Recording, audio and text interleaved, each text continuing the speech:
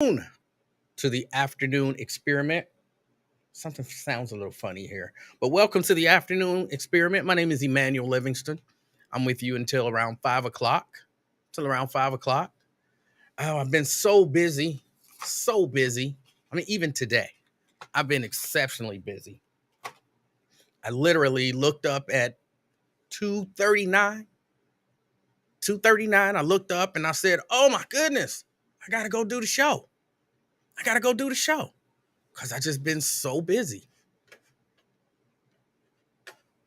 Let me make sure I got everything up here. We're there. And all right, yeah, I looked up. It was 2:39. I was in the middle of doing what I was doing. I said, I got to go do the show. So I just ran down here and kind of put everything up. Good afternoon, Miss Pittsburgh. Good afternoon. And I'm glad to be seen. I know I missed Monday and Tuesday. Was I on Friday? I feel like I might have missed Friday too. But I know I missed Monday and Tuesday just working, but that particular part of the project is over. So I probably won't be, or at least it's over for now. I probably won't be in Dayton doing things for a minute. Oh, hold on. I just heard my phone go off. I just heard it. I don't know where. I might have left it. I might have left the phone. Hold on. Hold on. I'll be right back. I'll be right back.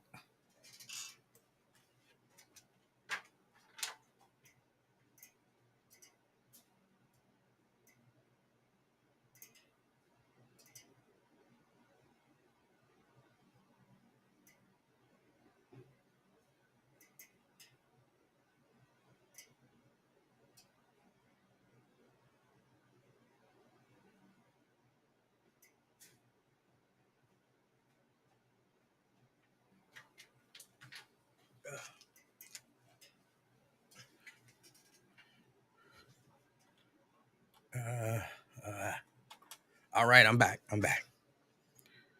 Whew. Oh my goodness! But welcome back to the show.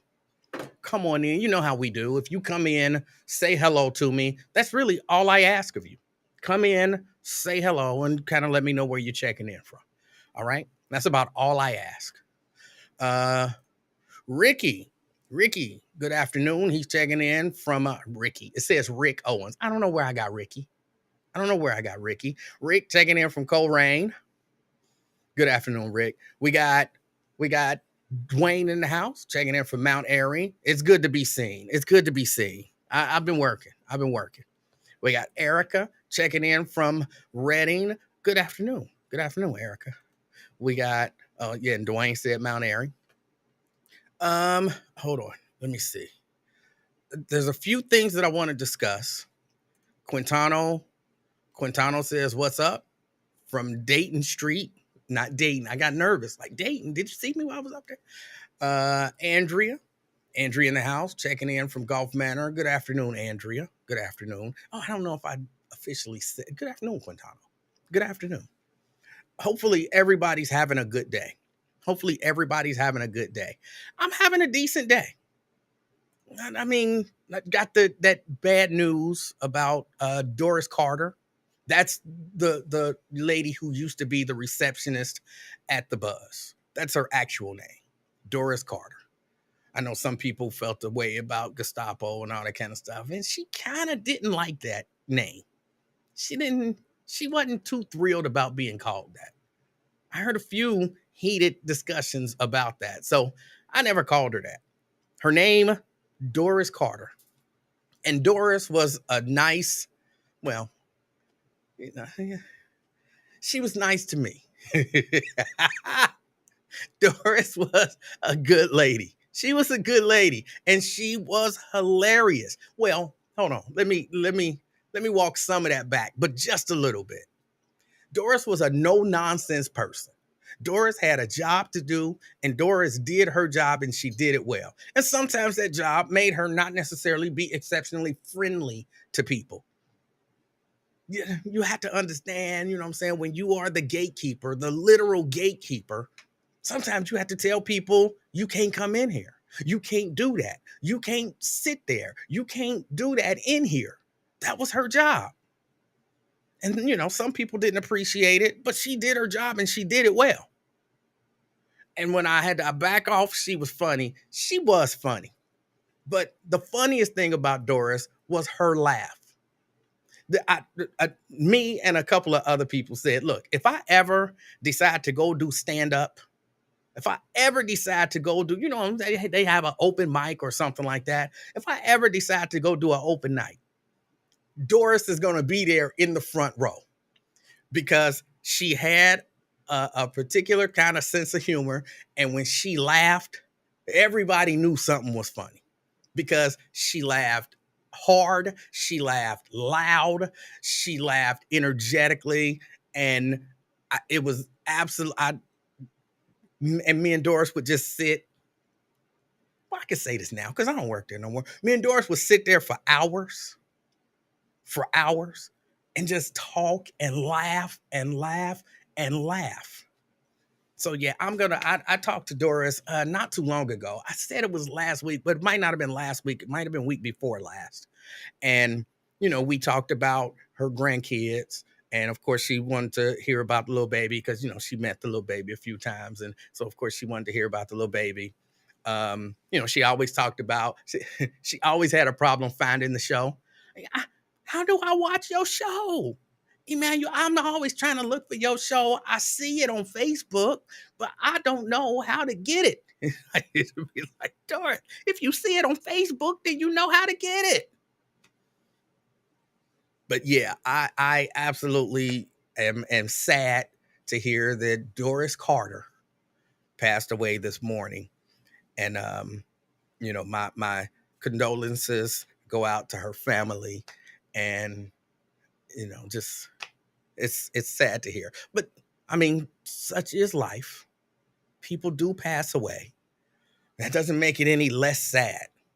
But for the family, just to know, I don't even know if that make a difference. I'm trying to think, like when my mom passed, was somebody else thinking about her? No, I was just consumed with my own sadness. And then later on, it became a little more important, if you want to call it important, that other people held her in high esteem. But I just, prayers for the family. And yeah, just rest in peace, Doris Carter. She was fun. She was hardworking. She absolutely loved her family. Like, she couldn't stop talking about that granddaughter because she finally got one. Because she had all, grandkids. It was all boys. And when she finally got that granddaughter, she couldn't stop talking about it. She was thrilled. And she kept in touch. Like, Doris would call me just out of nowhere, and I would be like, oh, it's Doris. I'm so busy. I ain't got time. Doris, I'm busy, but make sure you call me back. I'm going to call you back. And then she might call me back 10 minutes later. I just wanted to make sure you got my number. Doris, I got your number because you just called me, but I knew it was you. Your name came up. All right, make sure you call me back. And I would call her back, and we would just have a good time talking. Probably me and Doris would always talk at the very least for about an hour. At the very least for about an hour. And it was just always the grandkids, what the heck is going on, with my show and what is going on at the station, and just laughs. So yeah, I'm really gonna miss Doris. Reaching out and being able to reach out to her and just talk to her. I'm really gonna miss Doris. Yeah, Will, she would always talk about those grandkids. Hold on, let me get back to my good afternoons. I kind of cut off. I started talking about Doris. I think I said good afternoon to Andrea from Gulf Manor. Brandy, greetings, Brandy. Rachel says condolences for Doris Carter's family. Yes. Janice says, yikes, I was actually shocked as I was scrolling and you were here. Yes. I've been busy. I've been busy. I'll tell y'all a little bit about it. Got Vincent. Vincent in the house, checking in from Forest Park. Good afternoon, Vincent. Excuse me. Vincent in the house, checking in. Got Lonzo. Lonzo, good afternoon. Good afternoon, Lonzo. We got David. Good afternoon, David. Hebron. All right. Brent in the house. Brent checking in from Dallas, Texas. Checking in from Dallas, Texas. Good afternoon, Brent. Pamela. Pamela, good afternoon, Pamela. She's checking in from North Avondale. We got Black Russian checking in from Kansas City, Missouri. Kansas City, Missouri. All right, good afternoon. He's traveling. Tria, she did it right. She said, "Hey, King," and everyone. See, that's the way you do it. That's the way you do it. She know what she's doing. Checking in from Columbia Township. Good afternoon, Tria. Brenda says hi. Hi from Fairfield. Will, yeah, absolutely.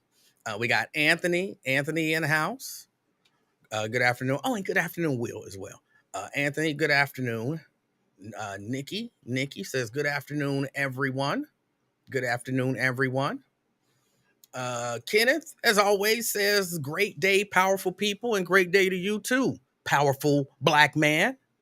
All right. Why did I say that so aggressively? I don't know, because I felt it aggressively. I don't know why.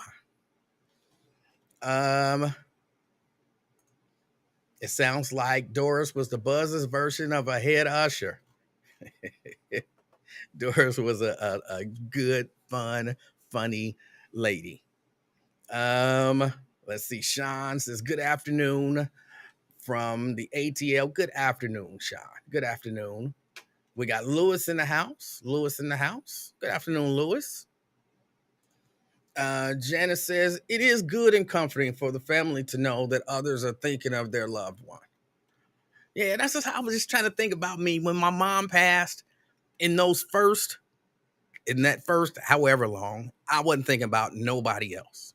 I was thinking about how sad I was, and I was with my brothers and sisters, so I was thinking about them. But that's it. I didn't care what nobody else thought. In that first, that initial kind of shock wave. But different people, different. Different people are different. Pamela say Miss Doris didn't play about that front door. I sent my husband to pick up some tickets I won. She wouldn't give him the tickets. She made me fax a copy of my driver's license and then told me to call back and tell what color my shirt was on the license. She had in her mind she knew this is what is supposed to happen. And I'm going to make sure that happens. And if people like it, cool. And if they don't, cool. But wasn't nobody walking away with your tickets, Pamela, but somebody that you authorized to walk away with those tickets. And that's what you want. That's what you want. Sabrina says, good afternoon, Facebook, and afternoon, Experiment family from Kentucky. Good afternoon, Bree. Good afternoon. Preston says, had to turn my notifications on. Good. Let me see. And she was adamant about making sure she got her full lunch hour. Yes, she was. Oh, yes, she was. You couldn't beat Doris. Couldn't beat Doris. I really am sad about Doris. And again, a part of it is because she was that kind of person. Like, she kept in touch, which sounds strange, but it's a lot of people that I've worked with who, we was cool. We still cool, but we don't really reach out to each other like that. She wasn't one of them people. She gonna call you. She gonna see how you doing. She gonna talk to you. She gonna, you know what I'm saying? She knew everything about, well, not everything, but she knew about me. She knew about Mrs. Livingston. She would actually sometimes just be like, give Mrs. Livingston the phone. And her and Mrs. Livingston, who they didn't even know each other. Her and Mrs. Livingston would talk for a half hour. And then I'd have to be like, hold on, this is my call. You know what I'm saying? Give me the phone back. But they, in that way, got to know each other because she was just that interested in, it wasn't just I'm a talk and you listen to me talk about me. She was interested in you and what was going on in your life, and getting to know the people around you. So yeah, her and Mrs. Livingston would sit there and take up half of my call, just talking and laughing. I'd be like, I'm here. Like, how y'all making jokes about me? I'm right here. I can hear you. And Doris would always crack up when I would say that. So yeah, again, Doris, rest in peace. Condolences to her family. And yeah. Oh, all right. Now, look, here is one thing that I did not get the opportunity to talk about. I did not get the opportunity to talk about. Hold on, let me pull it up. The dude who, and I saw the video, the dude who got shot and killed because he said on his grandmama, if that lady said one more word, he was going to knock her out. And then he proceeded to try to knock her out. He gets shot and killed by, what was it, her son. And I know y'all probably done talked about this to death.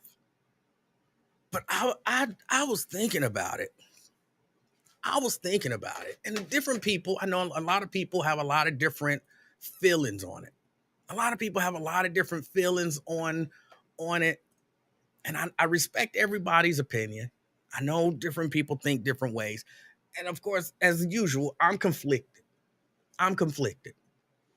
Because there is one part of me that understand. There's one part of me that understand. Hold on. You hitting, what? And I got a gun on me? You might get shot. But there's another part of me that's like, is that really a case of kill somebody? Like, okay, the dude was wrong. I don't remember his name. Y'all all know who I'm talking about. He was wrong. You can be punching some lady in the store. You'll be punching no lady in the store, in the restaurant. He was wrong. No doubt about it. I think I would have preferred to have seen, not seen, but for the son to step in and try to physically handle it without the gun, as opposed to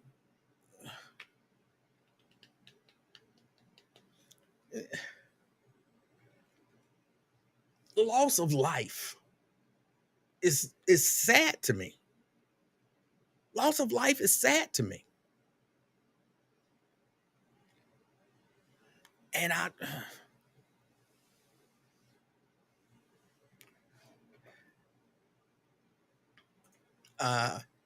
he's alive, E-Man. I'm pretty sure the story I read, he got shot and killed. See, y'all be making me second guess the stuff that I read.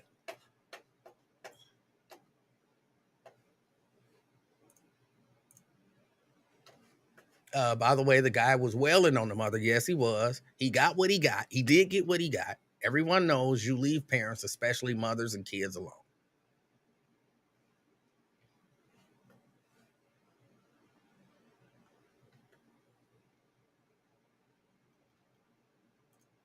Let me see. Wasn't the kid 14? You wanted a 14-year-old to get beat up with his mama?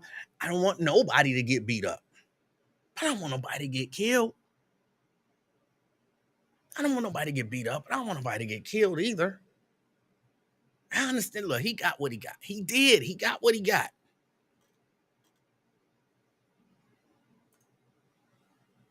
That's your mama. He got to go. I'm not sure. And the last report that I saw where someone says, and I didn't actually read this, but someone says, because they were charging them. But now they're out and they're not being charged. And they say that the mother is talking about suing. The mother's talking about suing for false arrest. And hold on a second. Let me see if I can get the phones up here. in case someone calls. 513-717-5464. 513-717-5464. And I see the jokes. I see the jokes. He went in for a burger. He came out with wings. I see those jokes. I don't know, y'all. I don't necessarily like feel sympathy for him. I feel sympathy for us. I feel sympathy that this is what we come to, and we look at that as that's the way to handle that situation. There are no other options. That's the way that we want to say to people, if you somewhere and someone physically attacks, let's just limit it to your mama. Somebody punch your mama. The way to handle that is to shoot them, kill them. That's what we saying. I hate that it come to that. I hate that it come to that.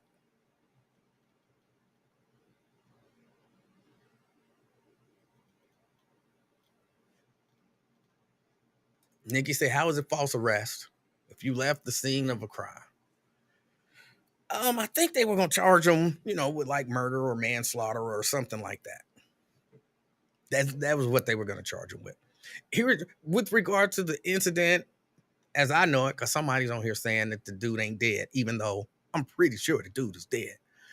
But the idea that they should have been arrested. Clearly, they should have been arrested. Even for me, this is a whole different incident, but I'm tying it in a little bit. If y'all remember the dude, I don't remember exactly where it was, but it was a dude. He came in, he was robbing everybody. He had what looked like a real gun, and one of the patrons actually had a real gun. The dude kind of looked like he was about to try to walk out the door, and dude got up and he shot him, killing him. He went over there and then he realized it was a fake gun. I think even that dude should have been arrested and processed. You let him go. You know what I'm saying? But I think if you shoot somebody just out in the street, for the most part, I think you should be taken in. Look at the circumstances, but take them in, process them, question them, and then if the right thing to do, just let them go, and then you let them go. I don't think nobody should just shoot somebody in the street, in a restaurant, whatever, get caught, and be like, oh, I think it was justified. All right, we'll see you later. Even if you think it was justified, I think people should still be taken in, questioned, processed, and released. I'm not sure how that suit is going to work.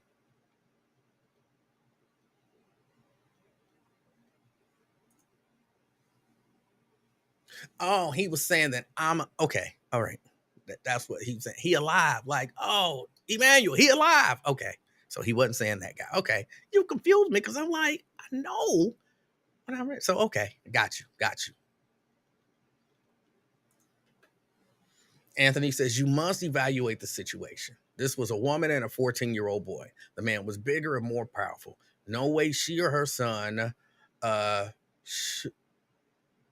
could have dealt with him on a hand-to-hand level.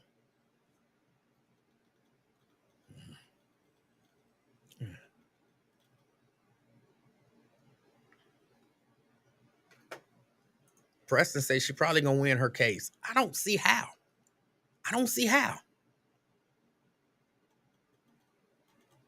Princess Flower says, I would have jumped on his back. Because that's my question. All right, if there was no gun present, what do you do? Big giant dude wailing on your mama. I mean, he not big giant because he was a slender dude. So it ain't like he was like 6'5", 360 pounds of pure muscle. But okay, from a 14-year-old perspective, this big giant, strong dude is wailing on my mama. I don't have a gun. What do you do? Maybe you try that first. Princess Flower said, I would have jumped on his back. Maybe you try something else first. But you know, I'm not in this situation. So I'm not necessarily saying that dude was wrong. That the 14-year-old, I'm not necessarily saying it was wrong. It's just sad to me. The whole thing is just sad to me.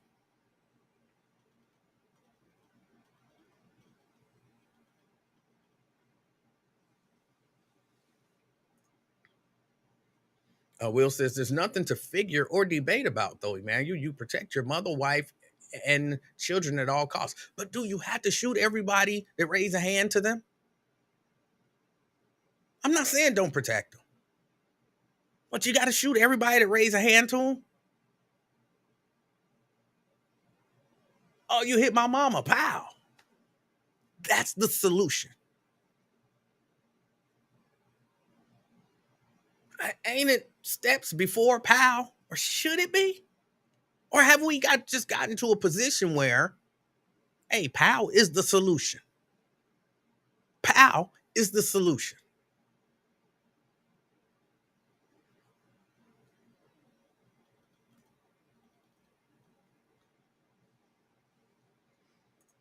Quintano talking about the mama says she should just leave well enough alone. Y'all out. They not going to charge y'all. Let it go. I don't know. Something just happened. I missed a call from CK. How did I miss a call from CK? CK, I see where you called, but it didn't ring. Call back. I heard the thing.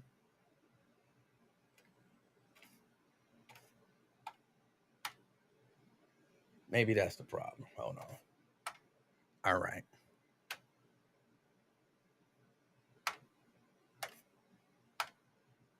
All right. Call back, CK. I heard you. And I'll hear you when you call back. I had a button that wasn't pushed. But yeah, I'm kind of with you, Quintano. Like at this point, you just leave well enough alone. Because while they didn't charge you, I think they could probably find something potentially to charge you with. So at this point, you out. They're not going to charge you. Go on and live your life. Go on and live your life.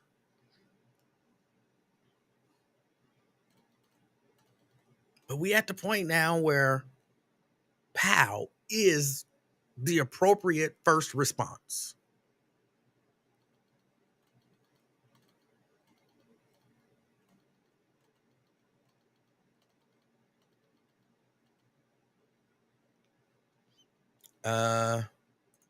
Will says, yeah, that's cool and all, but you got to go. We ask questions and handle the law later. All right. Ray says, yeah, I'm sorry, but dude had to go, bro. Okay. Again, I'm not here to tell y'all wrong. I'm telling y'all I'm conflicted. Because there's a part of me to feel like, hey, so what? He got shot. He brought that on himself. There's another part of me that's like, this is where we are in society. This is where we are. And at least in Ohio, everybody can walk around with a gun now. Oh, hold on. I see CK calling in. CK? Yes, sir. Yes, sir. How you I was doing? listening to your show, man. I was listening to your show. You were talking about the shot down man in Chicago, Illinois. Yes. No S on that neither. I've been working on it. They say ain't no Illinois. It's Illinois. That was one of them Chicago residents told me.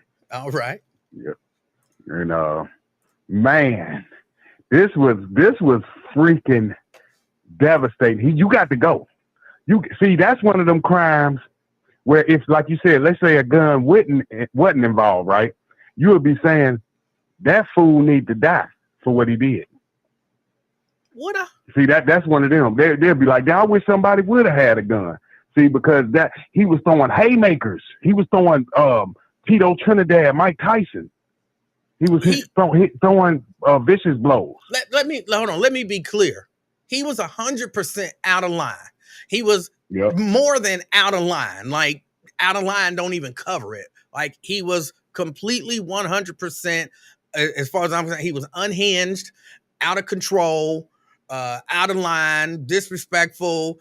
Anything negative that you can think of. Yes, he was. But does that necessarily mean he should be dead? Yes, because I'm going to explain why he should die for that. You got to put yourself in his shoes. Like, look, I done told this bitch, she say one more thing, I'm going to break her jaw. Now put yourself in that mind state. If you thinking like that and you really going to back that up, what you saying, you ready to die. Because you got to think, when you throwing them haymakers, you know that's somebody's mama. You know that's somebody's daughter, sister. And they coming back for vengeance. That ain't nothing that you gonna just let slide. They gonna come hunt you down on a premeditation murder. Even if you do get away with it. They gonna be like, okay, who is that? We gotta find that dude. We gotta kill him. See, that's one of those murders that you're gonna get sought out for. You know, and like you said, his crime was so violent, the law didn't even care about his ass. They say, man, drop the charges, man. You see how he hitting that girl? That's what you gotta that's what you gotta think about. The law didn't even care about that man's life. They say, man, you see how he hitting that woman? He got to go. And that's why you beat cases like that, because now the judges, the prosecutors, they sympathize with the mother and the son more than they sympathize with the victim of the homicide. I understand it. It still saddens me that what I'm hearing, not just from you, but from a lot of people, from a lot of the comments, is that the way to handle someone being violent is to shoot and kill them. That's the way you handle a violent person. Yes, sir. Oh, remember, we had examples our whole life, especially when you punching people this don't just go for women. You gonna die. Tupac died punching a dude he didn't know. King Von died punching a dude he didn't know. Because they thought you could just do that. No, this is gun heaven.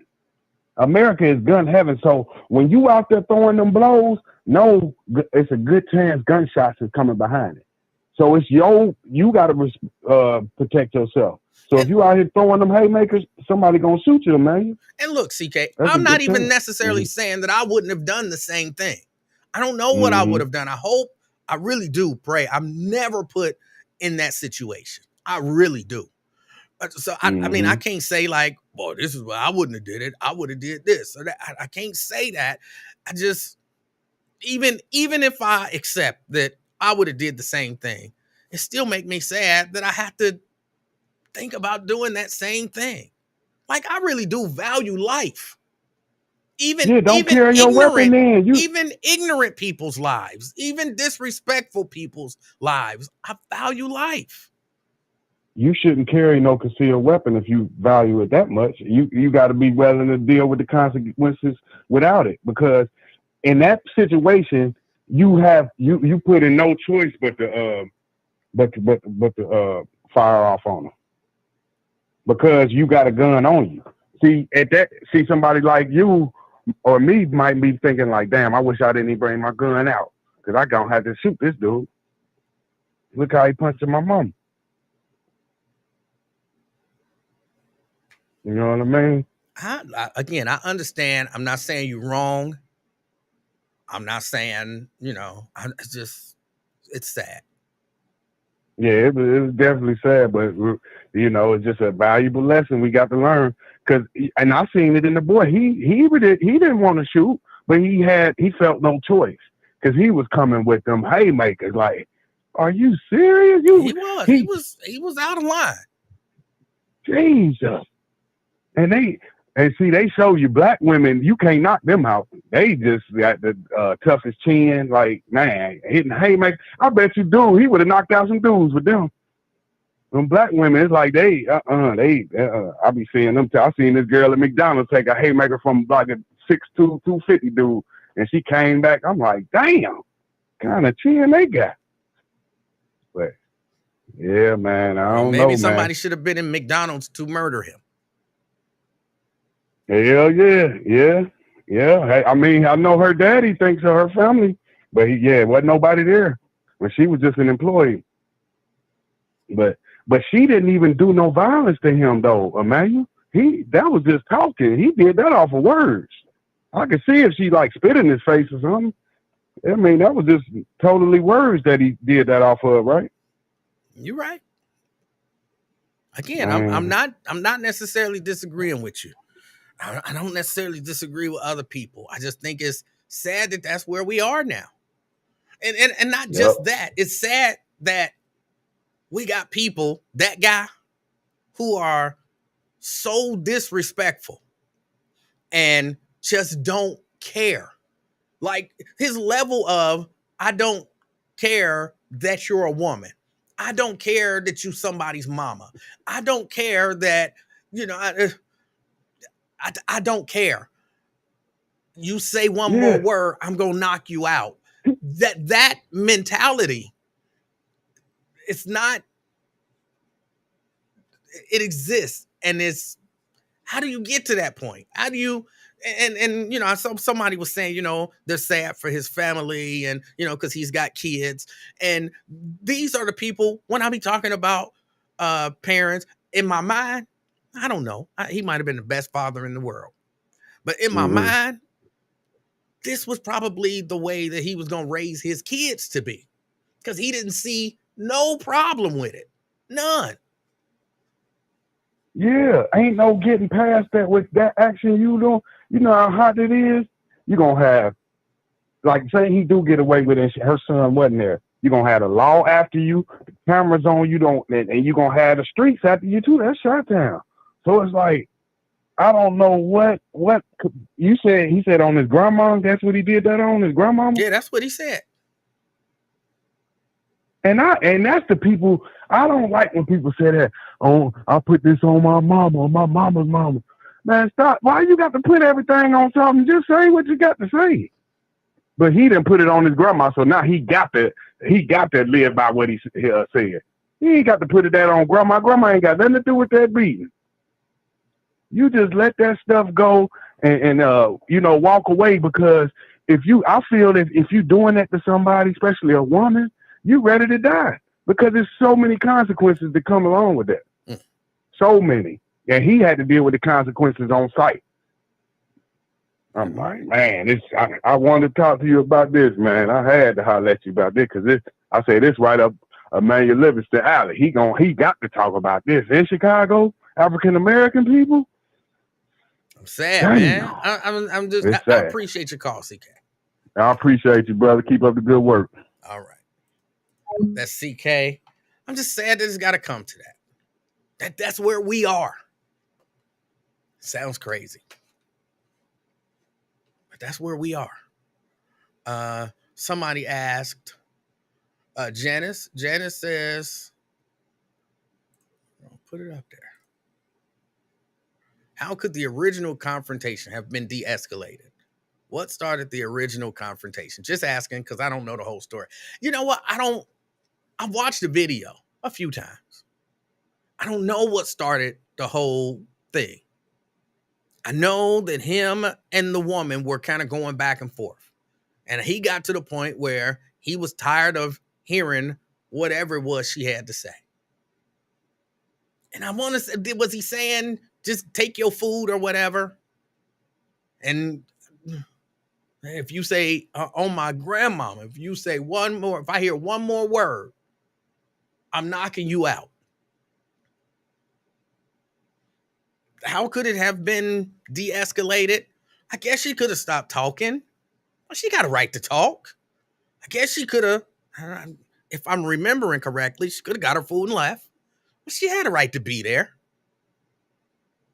But just how could it have been de-escalated? Anybody could have walked away.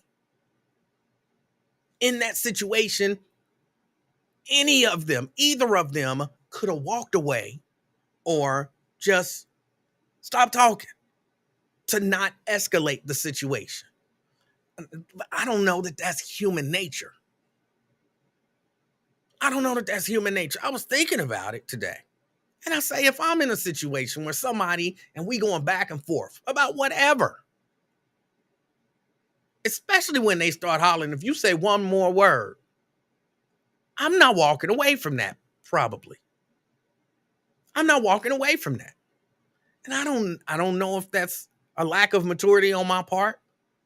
There is something in me to say, oh, you're not about to punk me out. You're not about to punk me out. Walking away might be the most mature thing to do. You say one more, oh my grandmama, you say one more word, I'm knocking you out. My mind, this is not the way my mind processes that. You know what? I could tell this guy's really upset. I don't want to get into a physical altercation. I just wanted to make my point. To de-escalate this, let me just shut up and walk away. Let him feel like he won and, just go on about my day. My brain doesn't process like that. It's the lack of maturity, maybe. But my brain, I'm not going to physically attack nobody, but I'm not about to run. Well, I mean, if you got a gun, I'm probably going to run. But just talking and you going to put hands on me, I'm not about to run. Whatever about to happen. But you're not telling me to shut up. So how could it have been de-escalated? It sounds bad to say it out loud. And maybe the words that I'm using sound bad. But she could have shut up. She could have walked away. Or he could have shut up. Or he could have walked away. That's how it could have been de-escalated. But I don't know that it's not in my nature. And I don't know if that's a lack of maturity on my part.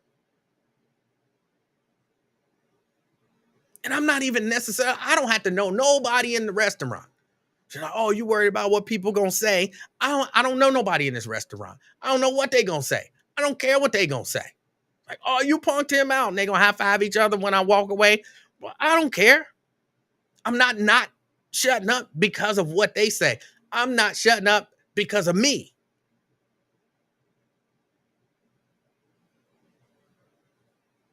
So your ego, yeah, that's what it is. It's my ego. I'm not caring about what other people say. My ego is involved now.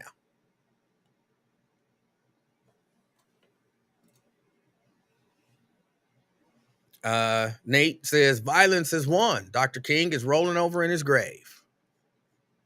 I don't know that people actually roll over in their graves when things happen that they would not have agreed with when they were alive. But I understand what you're saying.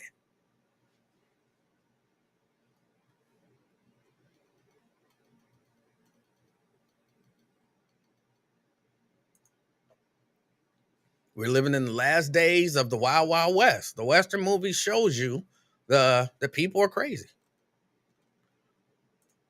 Ben says, keep your damn hands to yourself. A grown man can kill a woman with his hands. Stop being foolish. What's foolish about what I'm saying? What's foolish about what I'm saying? By the way, a grown woman can kill a man with their hands too.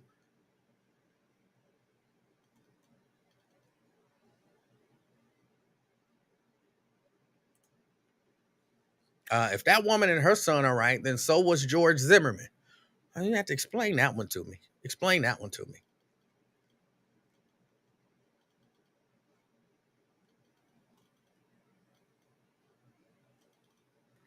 Hold on, I'm scrolling.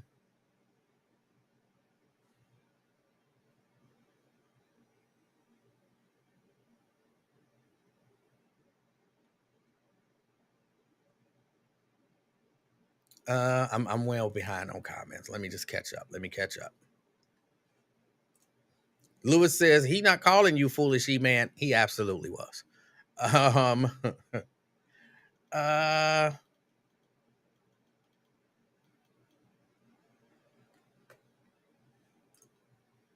Being submissive sometimes gets you beat up and gives the aggressor more juice. Yeah, yeah.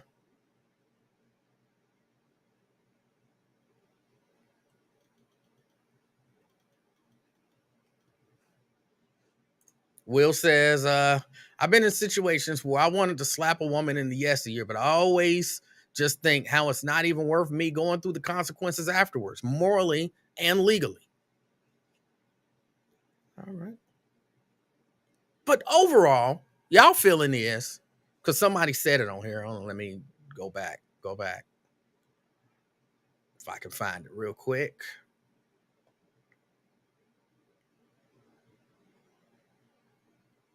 Somebody said, well, I can't find it. But basically, if you put your hands on somebody, you deserve to die. If you put your hands on somebody, you deserve to die. And I guess that's just where we are. I don't like it. Again, I understand it. Because a part of me, that's why I say I'm conflicted. Because a part of me understands it. A part of me agrees with it. If you put your hands on me, you've escalated whatever it is to the point of physical violence, then I got a right to defend myself up to and including your death. And I get to decide the steps. So I understand that.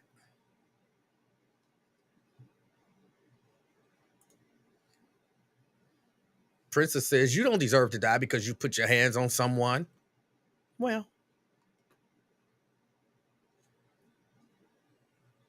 I understand. Maybe not the way they said it. I understand it in the sense that if you put your hands on me, like I said, I got a right to defend myself up to and including your death. That's why I don't run around putting my hands on people. I can't say, well, we was arguing, which is verbal, and then I crossed it into the level of physical by hitting somebody, but that person was wrong for then crossing it into the next level of deadly violence.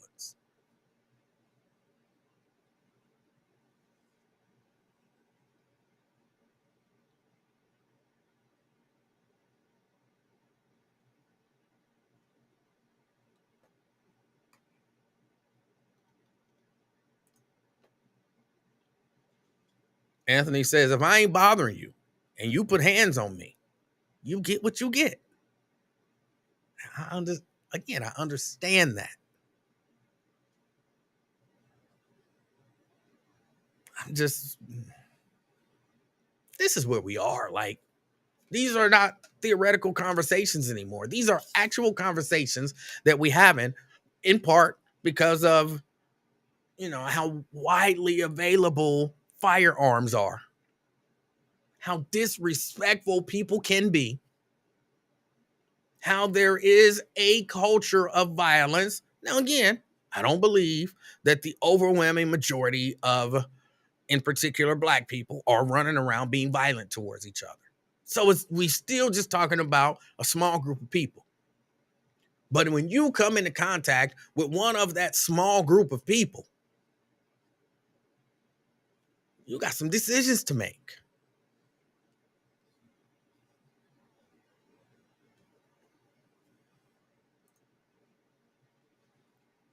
Hey, didn't you spend part of the last few weeks talking about how people want you to help people you don't know stop the violence? Aren't some of those same people now saying violence and murder are okay if you lose a fist fight? Well, that's exactly what they're saying, which is why when everybody talking about, the community, the whole community had to do this, I really kind of blow some of them off, most of them off. Because it all depends on what's going on that moment. What did the video show? How angry did we get at the person, at the victim watching the video? If we was real angry at the person who got shot, then it's okay. If we wasn't real angry with the person who got shot, it had to be another way. We need to stop this. It's what schizophrenic is I believe what they call that. One day we got to stop the violence. The next day we got to murder people.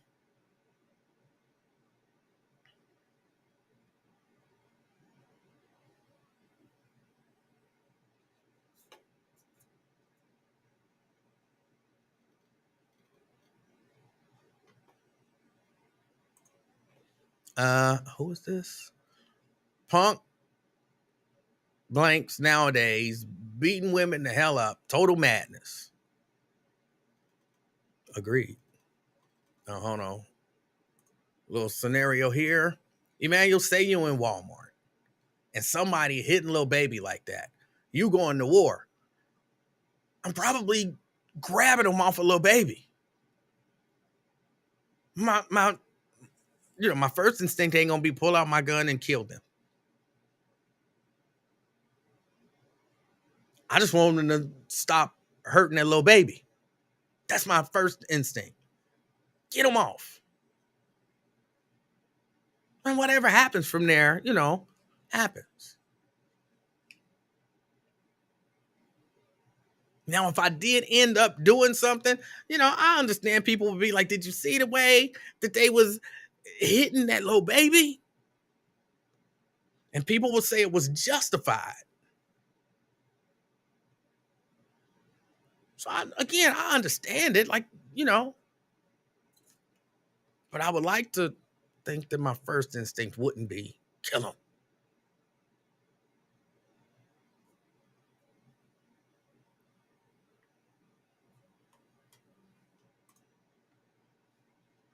Dwayne says that is the definition of a in moment, according to the show The Boondocks. It could have been easily resolved, but egos get in the way. And they do. And they do. And we all have one. And, some of us, I guess, have ours more in check. I like to think I could walk away from a lot of stuff. I like to think I could, what I'm saying? People say fly stuff to me all the time. I get attacked verbally all the time. Walk away. Some of the stuff that people say, probably y'all would be like, you should have murdered him. I'm not doing that. I'm not doing that.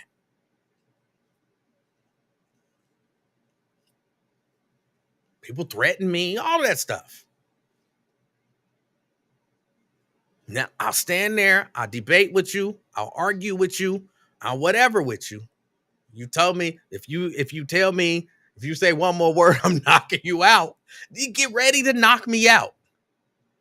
Because at that, even if I wanted to shut up, I'll just tell you about me. If I was ready to shut up and turn and walk away, I had stopped talking and turned to walk away. And you say one more word, I'm knocking you the F out. I'm probably turning around saying, if nothing else, one more word. Now what? You know what I'm saying? Could it have been de-escalated? Sure.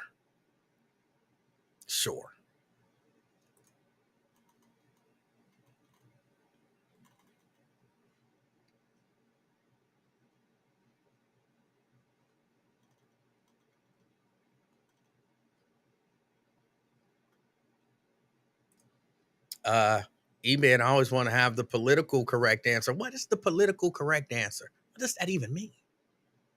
But what's the political correct answer? I'm just sharing my thoughts. I'm just sharing my thoughts. If you don't agree with me, why don't you call in? Oh, you're not gonna do that.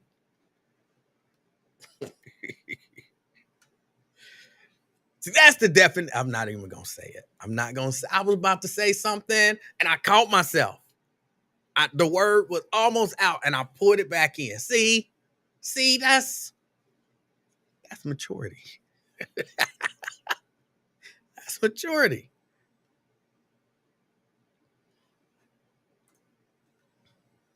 Back in the day, women used to get a pass from getting beat up or even shot and killed. Women get more passes.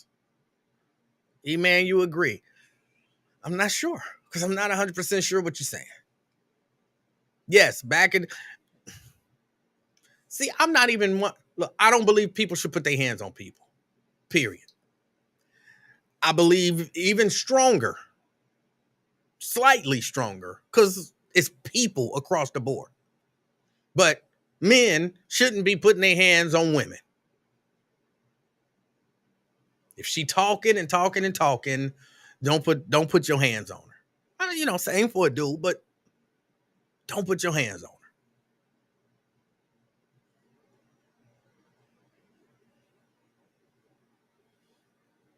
Should women get like a little extra pass? Sure. That don't mean like a total 100% pass. I don't mean 100% pass, but this don't even venture into that area. That lady wasn't physically threatening him. Talking, no person should put their hands on another person for words that they said.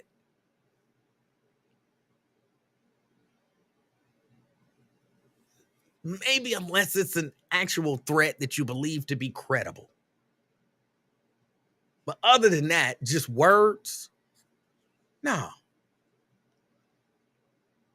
No.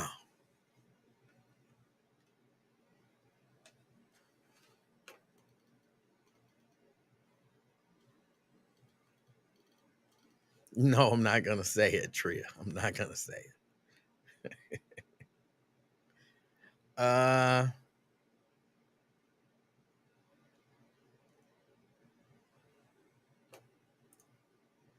What is this?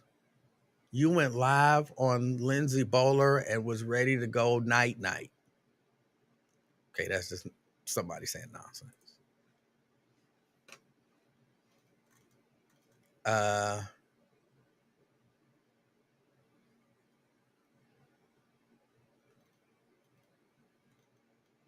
But yeah, no, I'm a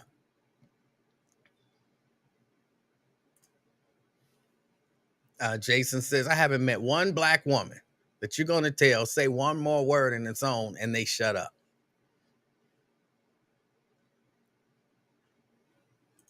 Ray says, Emmanuel, you never heard of don't let your mouth write a check that your A can't cash. Well, maybe your A can cash it then. We all got guns now. Let's what based on what y'all saying, let's just skip the middleman.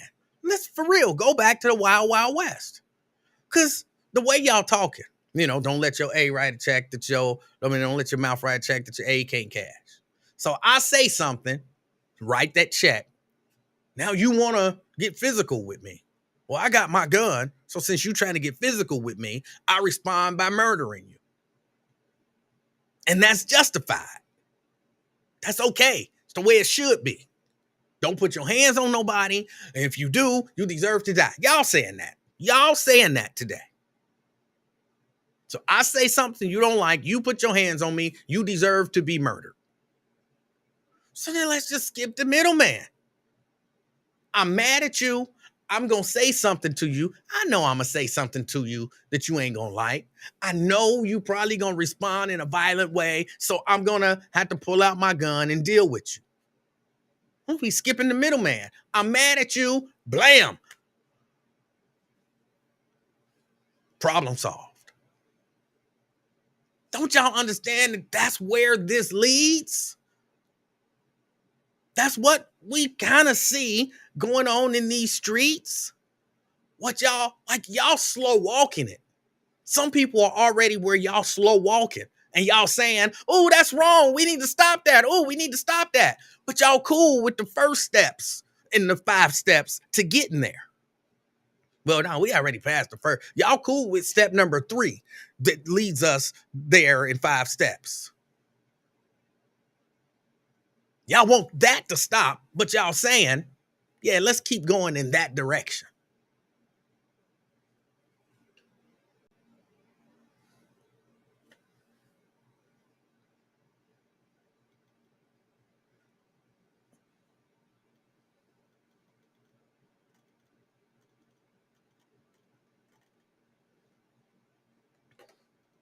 Uh, Nate says, let me explain the George Zimmerman reference, please. Dude basically claimed Trayvon hit him, so he was justified in killing him. Okay.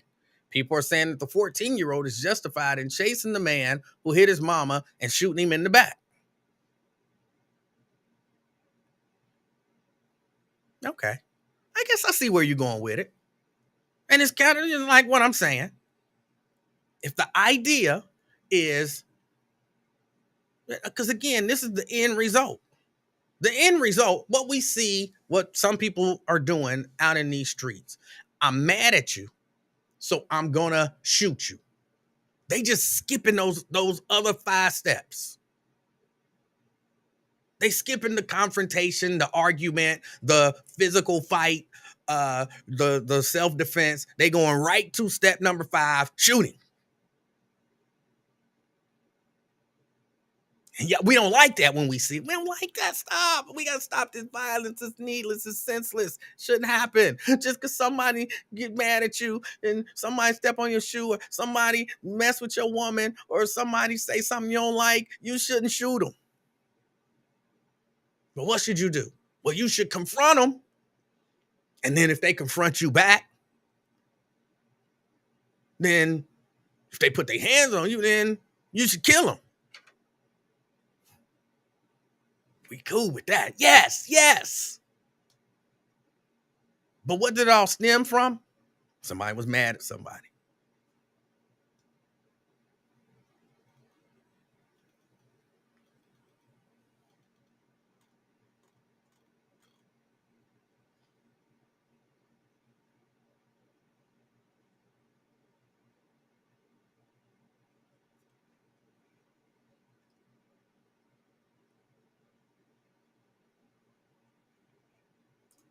Preston says, we're talking about a child walking in on his mother being beaten that can scar you for life. That's not what people were talking about. People said there was I don't have the exact quote. I guess I could go back and find it. But somebody said, if you put your hands on somebody, you deserve to die. That was independent of the mama situation. That was anybody who put their hands on another person deserved to die. That was said. So don't say, oh no, we talking about, maybe you talking about that. But that's not what everybody talking about.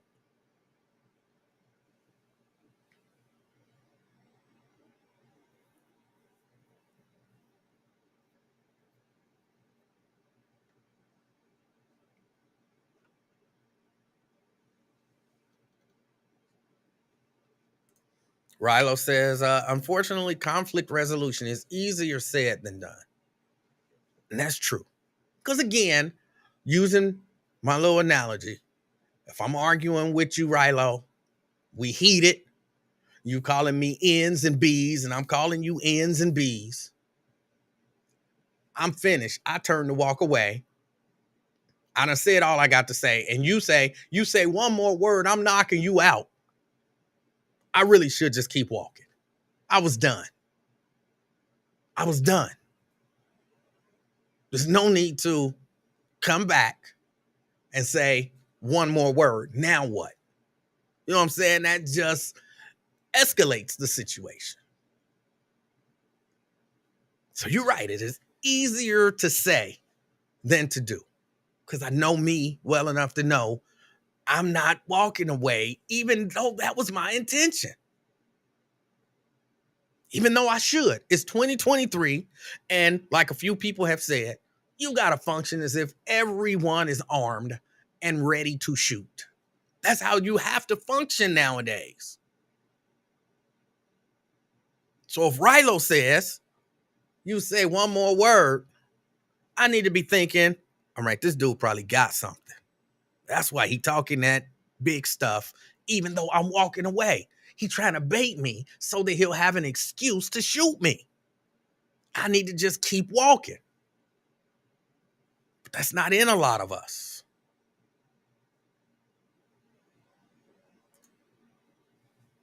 Can we have at least one day where nobody gets shot? I don't think so. I don't think we can. I'm not paying attention to just the comments on this. And we've gone from where it was justified for that boy to shoot that man to where anybody who put their hands on another person deserved to die in the span of less than an hour. And these are the reasonable people. Like, I consider y'all the overwhelming majority of y'all.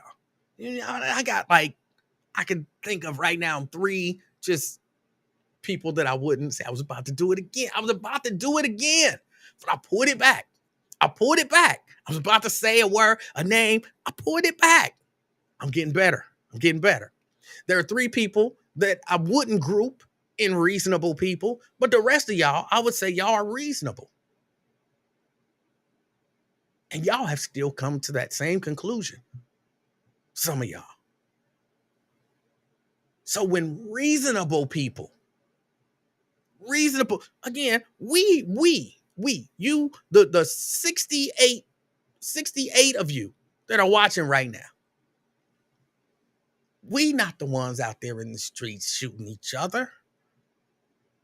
We think, you know what I'm saying? Be honest, we think we better than that. But we on here thinking about it, saying that's the way that you handle problems. That's the way you handle violence. That's the way you handle somebody putting their hand. We are the reasonable people. And then we looking at what we consider to be the unreasonable people saying, what are they doing? Why are they out there shooting each other? What is going on? We as a community got to stop this. We, the reasonable people in the community, though, are saying, I would do it.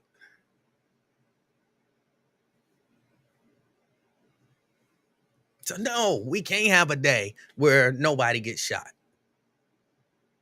Because even us, reasonable people, are looking at situations, almost looking for reasons to shoot people, even if right now it's just in our minds, hypothetically, theoretically.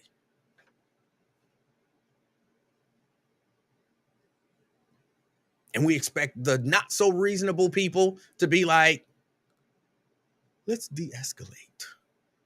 Let's get to conflict resolution. No.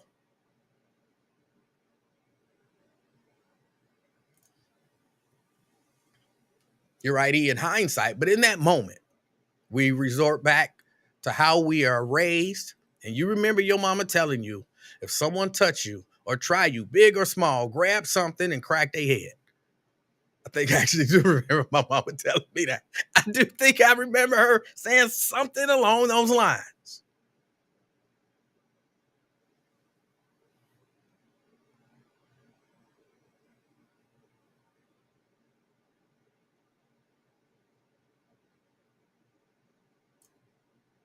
Reese says, walk away, you get shot in the back. People are crazy. That's true.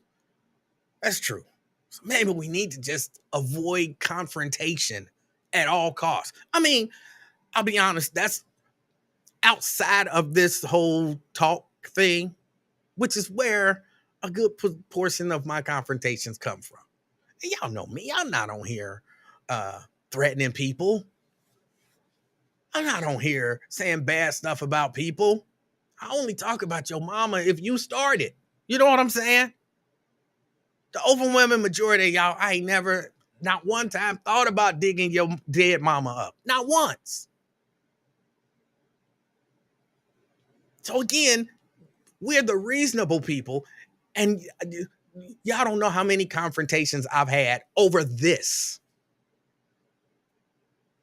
But outside of this, I avoid confrontations.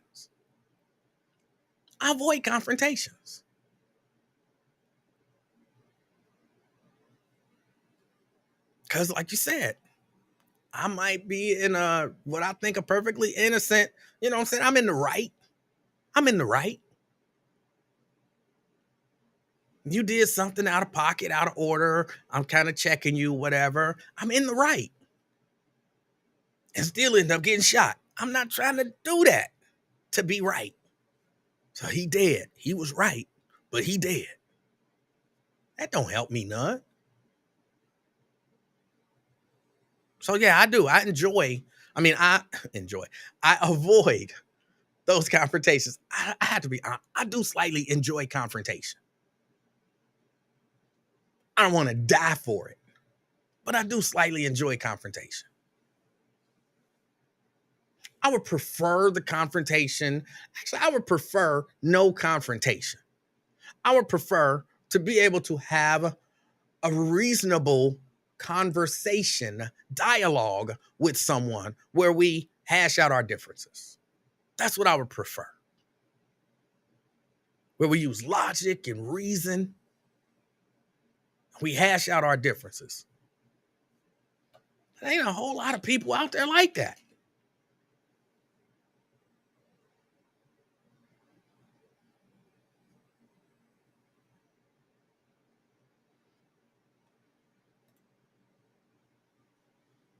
John says, not worth it. People are popping off on the smallest things. Had to tell my wife to chill on her road rage.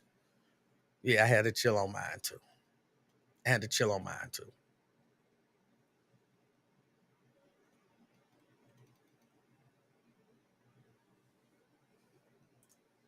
Rilo says, since we agree, how do we resolve the issue? What's the solution? Look, y'all might think, I'm whatever, I'm a cynic, I'm a whatever. There is no solution because, again, the reasonable people are slowly walking to the point where, we're saying that's got to stop. That's got to stop. But us reasonable people are slowly getting to where they are, the stuff that we say got to stop. So what's the solution? The solution is everybody change their hearts and minds. Is that going to happen? No. There is no solution. This is going to happen. And it's going to get worse. It's going to happen and it's going to get worse. Well, the community, we got to come together and it's going to happen and it's going to get worse. There is no amount of coming together as a community that's realistically going to happen that's going to stop gun violence. It's just not going to happen. The solution is try not to get in confrontations. Assume everybody is armed and ready to kill you. Walk away from stuff. Try to de-escalate stuff. And be prepared to defend yourself. That's the solution. Do everything that you can to not get into a situation that could potentially turn into something. And we know an argument over something at the restaurant could potentially turn into something. So try to not get it. Somebody cut in front of you at the restaurant. There's a line. I was here first. It was a what? You cut in line. Say one more thing, and oh my grandmama, I'm knocking you out. And then it's on. You know what I'm saying? So what's the solution to that? You just let everybody cut in front of you? Just cut in front of me. There ain't no solution. This is just where we are.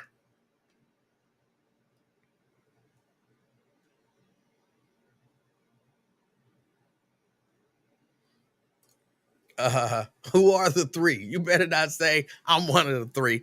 I think the three know who they are.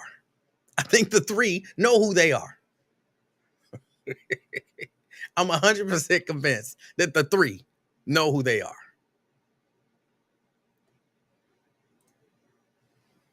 My daddy said those exact words. I don't know what words because I'm behind on the comments, but your daddy, if he said what I said, was a wise man.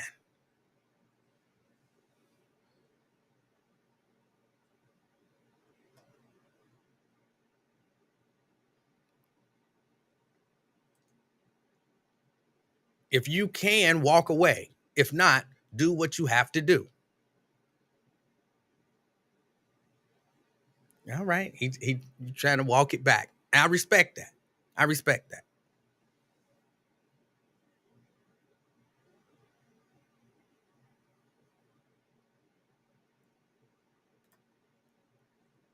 Walter says, greetings from Jacksonville, Florida. All right, I'll be in Jacksonville in September. The week of, probably about 2 weeks in September. September 23rd, I know I'll be there. That's my birthday, too. Got a show going on down there, September 23rd. Janice says, if I know y'all don't like the police. Hold on, let me pause you right there. Maybe they don't like the police. Some of my best friends are police. I've had police over my house for dinner. I like the police when they're not violating people's rights and, being overly aggressive, just to clear that up. But if I'm out at a public place and get into an unprovoked, dangerous situation, I will retreat to a safe place and call the police. I am not going to go up against some old, hard, crusty man or woman. All right. I don't know if I'm necessarily going to retreat and call the police. I think I'm working on retreat in the sense that, we going at it, whatever. And look, whatever, you win. No, you're right. You got it. And I'll walk away. A situation is going down. I'll try to remove myself from the situation. Not necessarily call the police.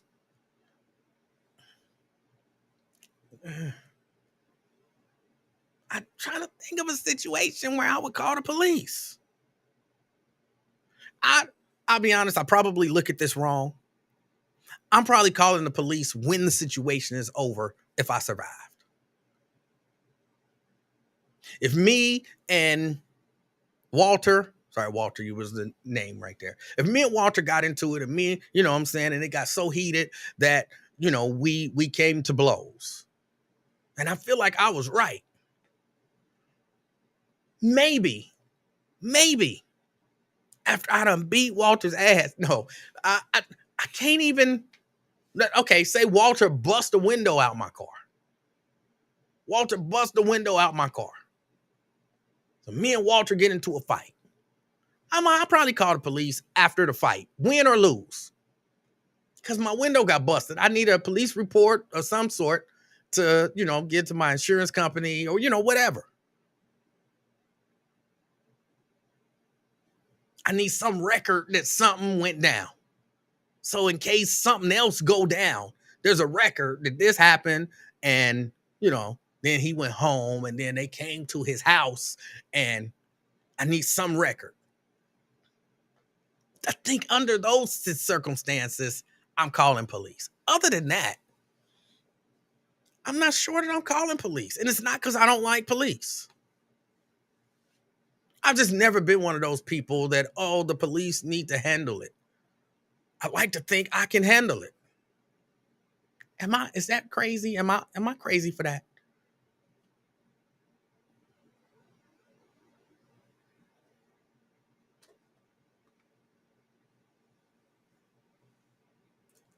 Victoria says, talking about someone's deceased parents is triggering. Maybe you not do that. Picking a fight with me is triggering. And so I want to trigger you. So if you start saying things that's triggering to me, if I know something that's triggering to you, that's what I'm going to say. And because, you don't know a lot of people, I've found that, that is one thing that is triggering. Almost universally. So that one is safe to go with.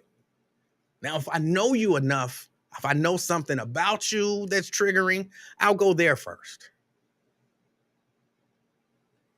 But I'm kind of like y'all in this whole physical thing. Like, if you put your hands on somebody, you deserve to die. That's what y'all saying. I'm kind of like, if you come for somebody, they liable to say whatever. And who are you to say, that's out of line? No, it's not out of line. But you said was out of line. Now you tell me which line I'm allowed to, how far out of line I'm allowed to go. No.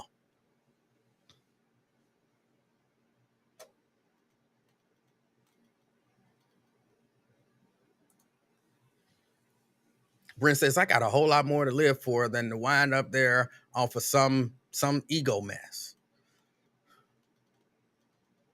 You all right?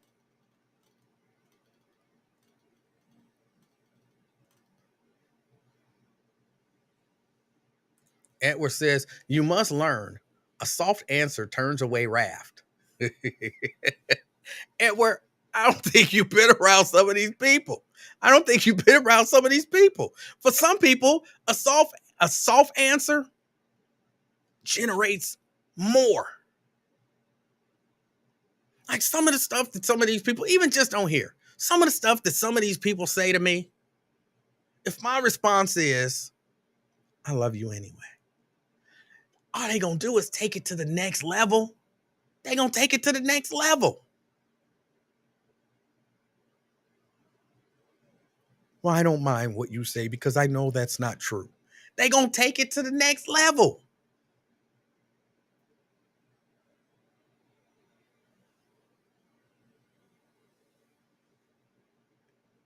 Sometimes that work with, reasonable people.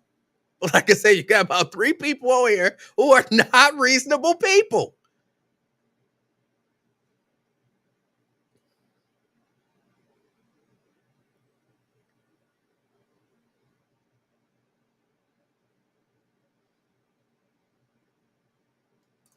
Ernest want to know, is that how it started, cutting in line? Oh, I don't know how that started. I don't think necessarily that started by cutting in line. I was just saying that as an example.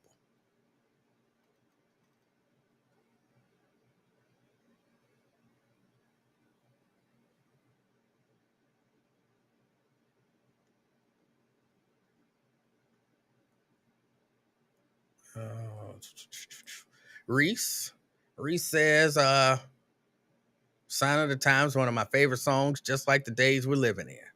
All right.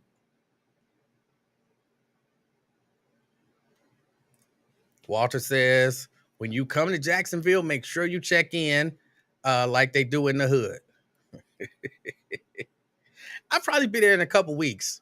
I'll have to make a couple of trips down there before September. So I'll probably be there in a couple weeks.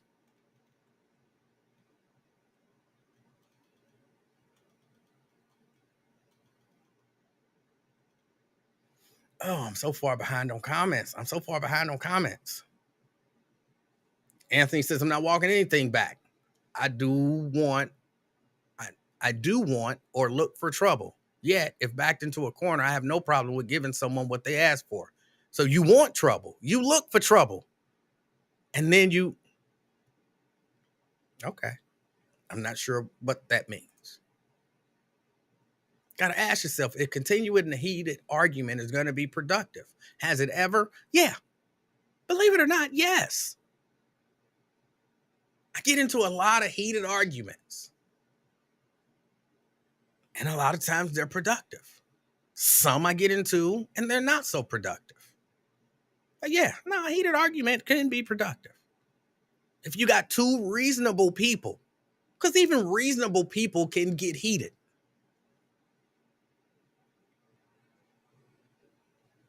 Princess Flower says, words don't hurt me. They may not hurt you physically.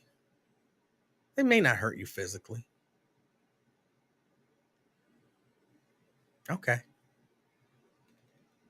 I'm glad that that's the case.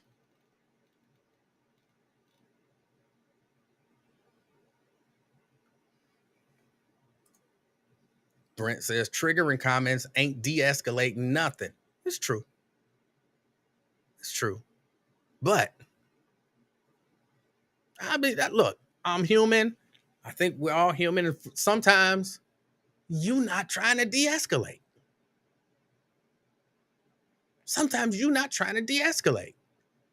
I've been in situations where it's like, I don't really want them, but if you want it, let's go. Verbally, physically, whatever. I'm not here for that, but I'm in this mood. And if you want it, I'm going to give you all of it. Everybody not going to de-escalate.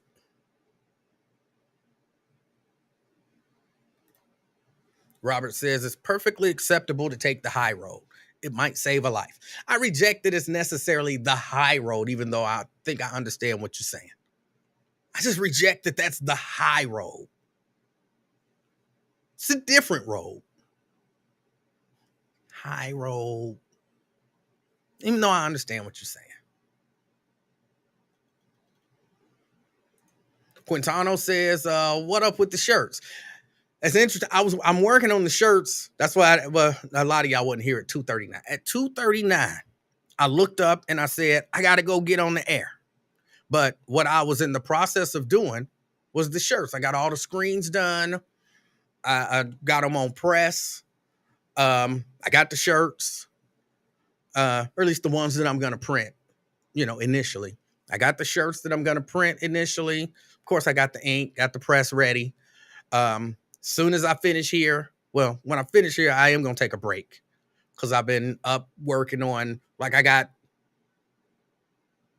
the TikTok player shirts, I got the corporate shirts, another sample of another design, but that'll be done today.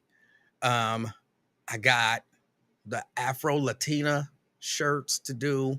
I got the church shirts to do. So I'm working on 5 jobs right now. But the job that's first and most prominent that'll be done first is TikTok player. But I've been up since early this morning working on shirts. I'm ready to, as I say, push ink, but I'm gonna take a break when I finish here. Probably for about 30 minutes. Oh no, it's Wednesday.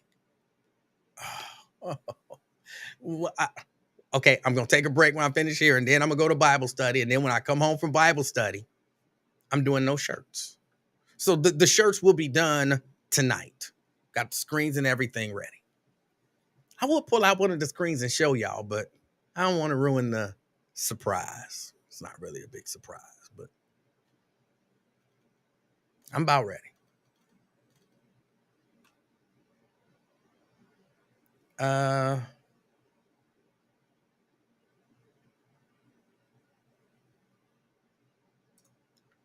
Don't take my heat on the trip. I wouldn't do that. I watched a movie over the weekend starring the female Black Panther. It was a fictional Western set 5 years after the Civil War. At one point in the movie, someone wanted to gun down one of the bad guys. One of the good guys told him point blank, I have to take that off so I can read the rest of it. Told him point blank, if you kill him, I'll make sure you get hanged. My point is, even in the Wild Wild West, everybody knew you can't take the law into your own hands. Dude was wrong to punch her, period. No excuses. What people defending her won't say is she was dead wrong for having her son chase that man outside and shoot him in the back.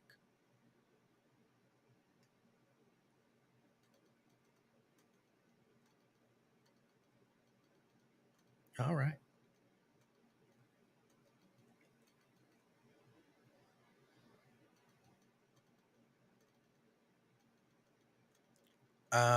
Let's see. Scroll. Reese want to know if he can get a senior discount. Taylor Swift shirts. No, I'm not licensed to print Taylor Swift shirts. If you do that, that's fine. There are people who print stuff that they're not licensed to print. They're not big enough to get caught, so they do it and they get away with it. I'm not trying to be that guy, because once I get licensed gear, if I find somebody printing and selling my designs, we got some legal problems. I want all the money you made from printing my designs. So I don't do that to other people.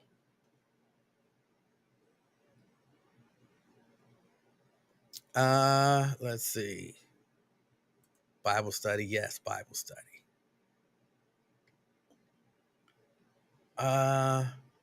You would love a Taylor Swift shirt.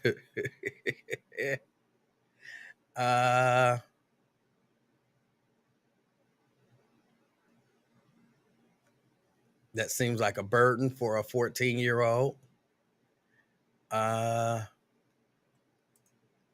we get afternoon experiment merch? Yeah, I hadn't thought about that. Maybe I'll do some, because I did some just for me. I'll do some afternoon experiment shirts and put them up there. Sure. Why did the 14-year-old have a gun? Chicago.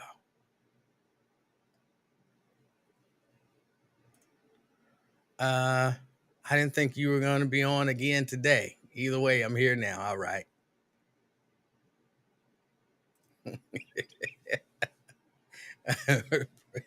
Favorite whip shirts. Uh,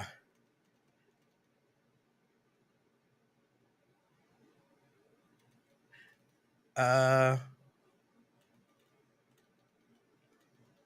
let me see. Let me see.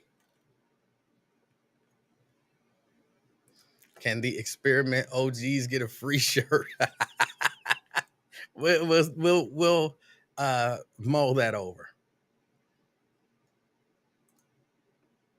Uh, Andrea says it was his mom's gun. Did Wyatt get you to make his Wyatt Live shirts? No, no. I there's a really good chance he had those printed a while ago. But either way, no, he didn't. But if he asked me, we could talk about it. I see a few people keep bringing up Lindsay. Boy, what's hilarious to me is it's again those few people who are not reasonable really wanted to see me get into a fist fight with Lindsay. What I look like getting into a fist fight with Lindsay, who's an older man? What I look like getting into a fist fight with Lindsay at the Urban League event? That don't even make sense. That don't even make sense. But that's what we dealing with. That's what we're actually dealing with. Grown men wanting to, longing to see two grown men get into a physical altercation because of a disagreement. And look, y'all can be on that. That's fine. I'm not on that. I keep telling y'all I'm a nonviolent person. I'll defend myself, but I'm a nonviolent person. So you can say whatever you want to say about me. I'm not getting into a fist fight with Lindsay, with Lincoln, or with nobody else that I don't have to. I would defend myself, but I'm not out here. I'm grown. I'm not out here looking to fight black men, especially old black men. Sorry. Not gonna do it. But they really want that. Like they really genuinely, every fiber of their being would have been like super ecstatic if Lindsay would have swung on me and I would have swung back. Or if I would have swung on Lindsay. Sorry, not doing that.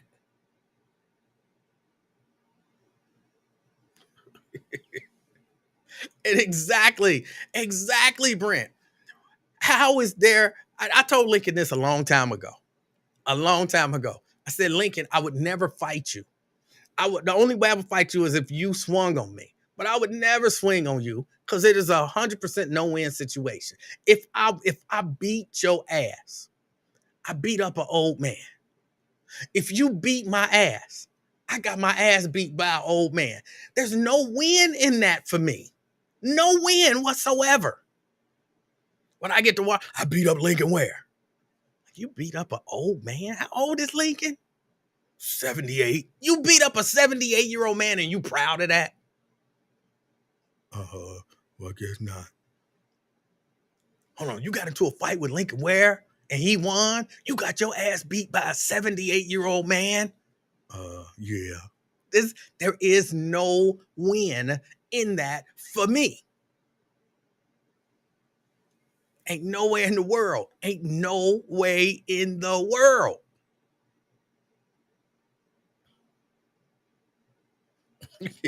No way. But they really wanted to see me and Lindsay fight. I'm not out here to fight nobody. Again, especially not no older gentleman or no older dude.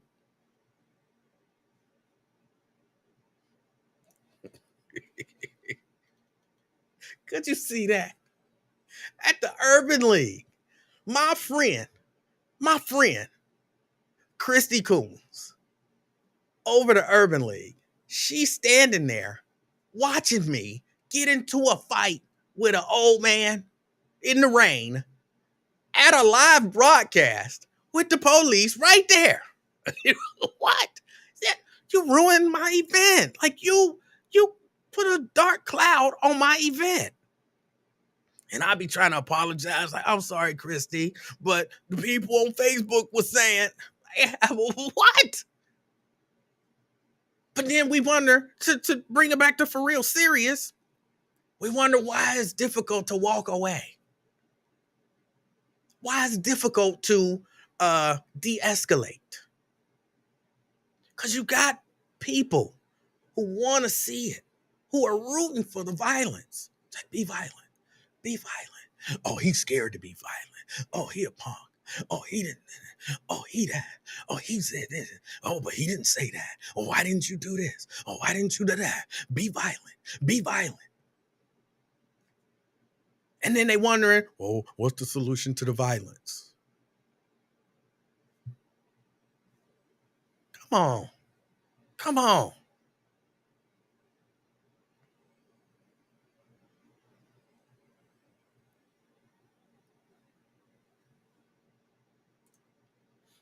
Right. You don't get points for that. Exactly. Exactly.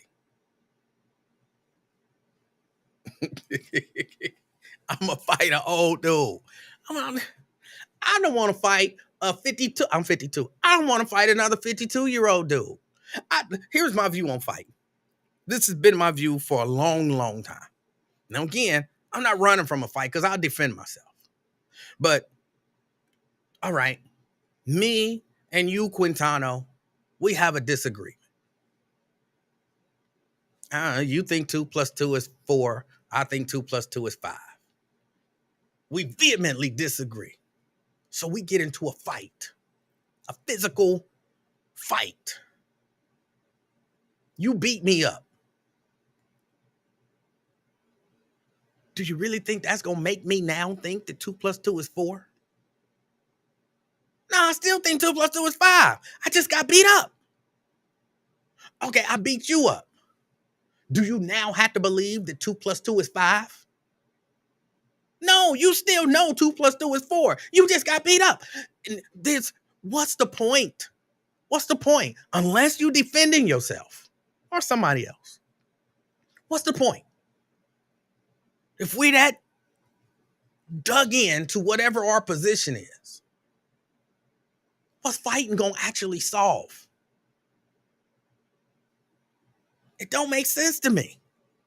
I don't want to get into a fight with anybody. I'll defend myself. But I don't want to get into a fight with anybody.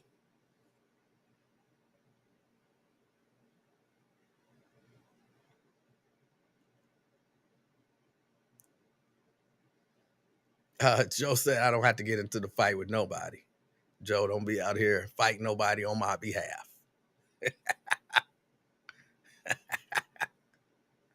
I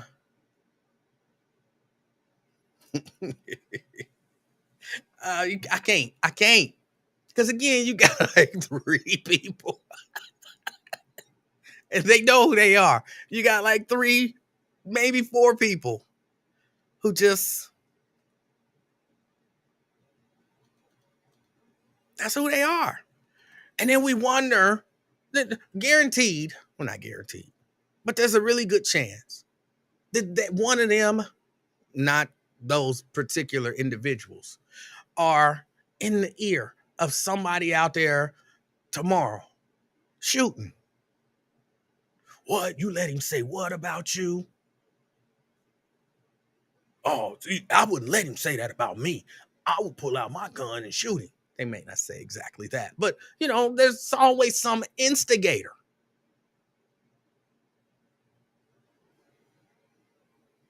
Maybe that's a part of the solution. We eliminate the instigators. But you're not going to eliminate instigators. Because instigating is fun. So I say there is no solution.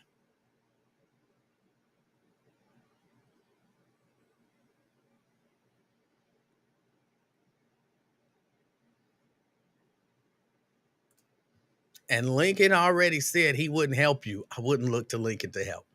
I know Lincoln wouldn't help. Lincoln wouldn't even help Raven today. You know what I'm saying? How does a woman tell you that she feels uncomfortable with something that a man said to her? And you try to punk her into not feeling uncomfortable. And my advice for Raven, and I'm going to call her and tell her this. You are responsible for your safety. And if you feel like something was an actual threat, you have to take it serious as a threat. Don't let Lincoln or whoever punk you into feeling like, oh, that wasn't an actual threat. You're responsible for being safe. If Lincoln see White Lion on the street doing something bad to Raven, Lincoln ain't helping Raven. Lincoln coming back the next day on his show to tell the story of what he saw. And then when I call in and I say, but I thought you said White Lion was harmless. Well, I didn't know. I didn't know. So, yeah. I wouldn't expect Lincoln's help for nothing. For nothing. Raven shouldn't either.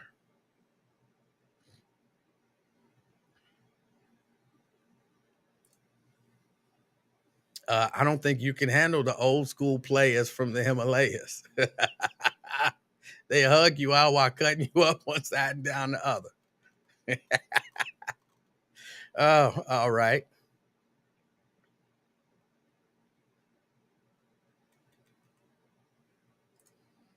The phones would have been recorded. It most definitely been a Negro moment during a Juneteenth celebration. Exactly. But you got people rooting for that. Like you legit got people rooting for that. And then they be the same people trying to act woke. Like, oh, what are we gonna do about the violence? But they're rooting for violence.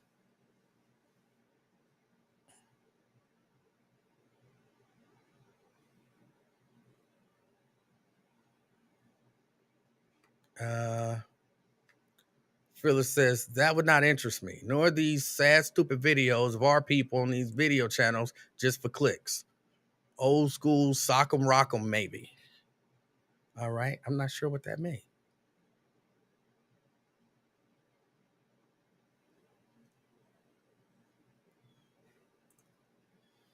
Black Lion say, that's why I didn't beat up Lincoln down at Junebug's restaurant. Why let him go?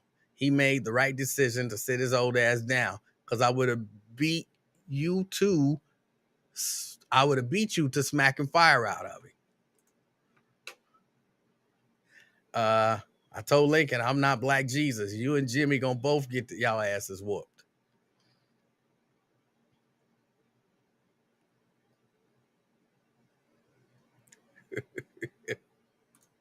I'm not sure what you're talking about, Nathaniel.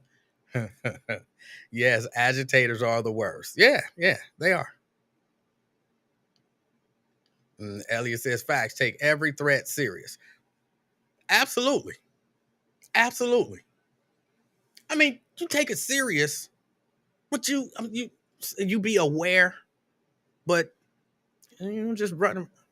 I don't know how everything that was said, how it was said, all that kind of stuff. And I don't know, because what a lot of y'all don't understand is, especially the person who answers the phone over there at the radio station, there's a lot of conversation that happens on the phone before that person gets on the air. So I don't know what that man done said to her off air. I don't know what he done said to her off air.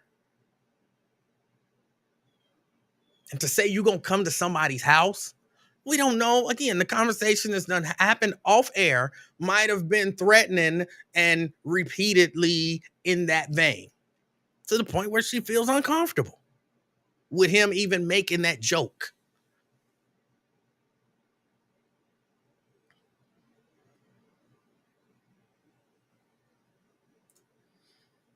You are stretching it. What am I stretching? What am I stretching?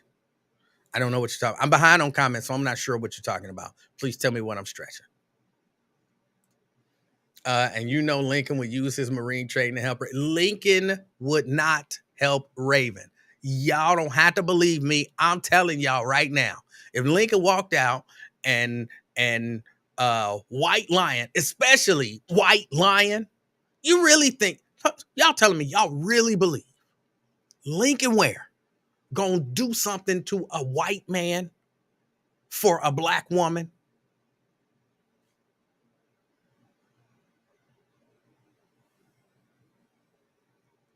He wouldn't do anything. He wouldn't. Lincoln wouldn't watch her get done dirty. All right. Y'all believe, look, y'all know Lincoln better than me. I only worked with him for 21 years, face to face. So y'all know him better than me. We only had conversations for like 6 hours a day for almost 21 years. But I believe y'all know him much better than I do. But I'm telling you.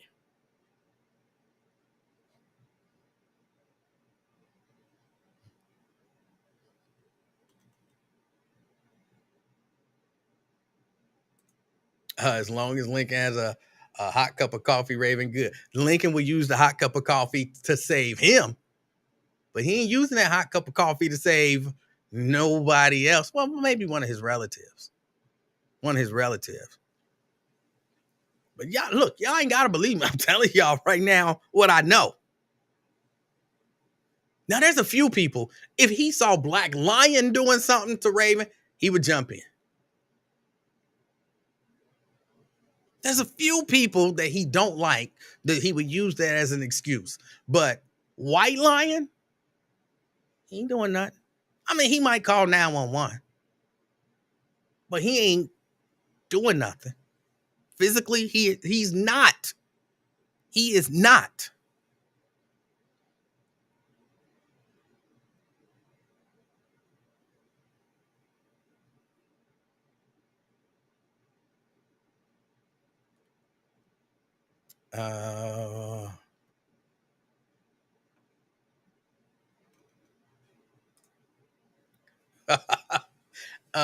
Delete it. Delete the comment.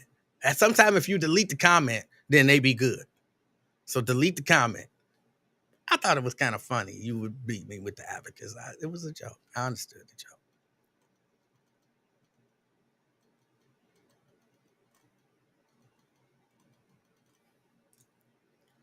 You can always call in 513-717-5464. The Buzz Citizen of the Week would be good, probably. The Buzz Citizen of the Week, because, they're all his friends. He might, if it's not a white person, he might jump in and help the Buzz Citizen of the Week. If it's not a white person that he likes. If it's a white person that he likes, you on your own. You are on your own. All right. Hold on. I got a call coming in. Excuse me. Caller. Hey, what's up, E-Man? What it do? Hey, Black Lion, how you doing? I'm doing good. How you been? I'm already giggling and laughing, thinking about telling you this story. I'm just going to get straight to it. All right. I was down at Junebug. And, all of the older gentlemen was there at Junebug and all of the normal. You remember, think about this. When Lincoln used to talk, he used to move his head around like a woman. And we would emphasize on it. So I'm standing there going back and forth with him. I'm like, look at you standing over there with them grown men rolling your neck like a bitch. He went off. If you notice, that was the day he stopped doing it. He never rolled his neck again. Lincoln jumped up and he came running across the restaurant. I'm about to fuck you up. I'm gonna beat you. You gotta say it, man. You got the Lincoln Ware impersonation down. You gotta say it. I'm about to beat your ass. Junebug, they'll hold him, pulling him back. And I'm standing there in the doorway like, we can go outside, Lincoln. Outside right here is the back door. So they hold him. No, Lincoln, don't do that. He's pulling on him. Get off me. Get off me. I said, let his ass go. Let him go. Come on, Lincoln, let's go on outside. They let him go. Lincoln looked at him, looked left and right. He went over there and sat back down. I said, that's what I thought. I went on outside and who was that? Junebug's brother, Howard. He pulled me to the side like, you know, you shouldn't be beating up no old man. Don't beat him up. Oh, that sounds like something Howard would say too. I felt like laughing. Howard was cool. Me and Howard was real cool up until he killed Kabaka Abba. And I can't forgive him for that, but Howard was an okay person until then. But it was hilarious. At least I said, I'm banning you. I think that was my second lifetime ban. How many times you been banned for life? I don't know, man. By Lincoln? I don't know. It's been a lot. I'm gonna tell the story of why he banned me in Union Terminal. He done banned me for life, so fuck it. I'm down at Union Terminal, and they having the exhibit, Race, Are We So Different? So they got all this line-ass information sprawled across the walls, and I'm going through it. So all of the curators, I was talking to two of them, and we walking through from the very beginning, from the beginning of man, from their expertise.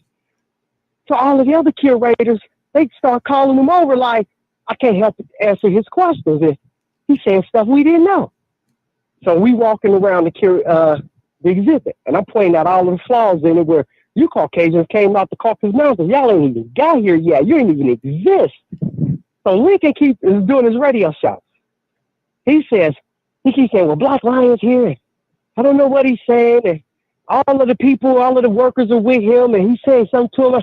I can't hear what they're saying. He kept saying my name over and over and over. So we get done. We finish the whole exhibit. I come over. He's like, Black Lion, come over here.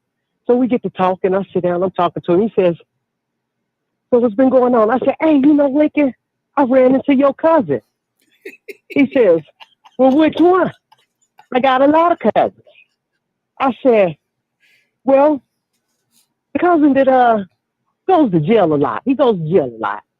He says, well, which one? I got a lot of them. I says, well, the cousin that smoked crack. That cousin. He said, well, which one? I got a couple of them.